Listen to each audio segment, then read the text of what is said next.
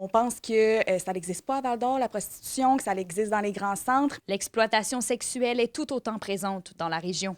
Mais c'est le type de prostitution qui peut différer des grandes métropoles. C'est pas l'industrie du sexe qu'on voit nécessairement à Val-d'Or. Ce qu'on voit, c'est beaucoup des femmes qui veulent s'en sortir, qui veulent être capables de se loger, de se nourrir. Les réseaux sociaux auraient aussi changé le visage de la prostitution. Maintenant, là, avec les TikTok de ce monde, les Instagram et tout, les proxénètes avec les algorithmes aussi là, sont en mesure là, de rejoindre nos jeunes filles. Le Calax L'Étoile du Nord remarque qu'en plus de glorifier l'exploitation sexuelle, les plateformes facilitent le recrutement des proxénètes. L'âge moyen d'entrer en prostitution au Canada, c'est 14 ans. Ces jeunes filles-là sont bombardées d'images qui disent que c'est le fun, que c'est intéressant, que ça te valorise. D'après les intervenantes, d'autres facteurs sociaux présents dans la région seraient eux aussi à l'origine de la problématique. On vit aussi dans une région qui est ressource, avec toutes nos mines, toute notre foresterie. Fait que le salaire des gens est très élevé en moyenne.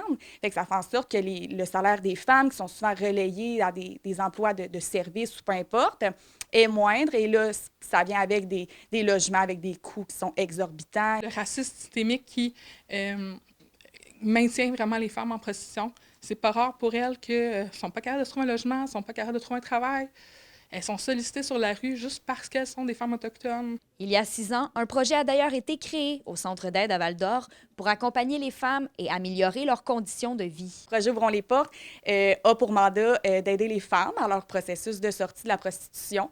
On les accompagne surtout au niveau psychosocial. On les accompagne à la banque alimentaire, trouver un logement, tout ce qui est au niveau de l'emploi aussi, de se reconstruire en tant que personne, en tant que femme. Le Calax L'Étoile du Nord prépare actuellement un documentaire pour montrer la face cachée de l'exploitation sexuelle en région. Pour l'organisme, il est essentiel de mettre de l'avant la dure réalité vécue par les femmes et les adolescentes.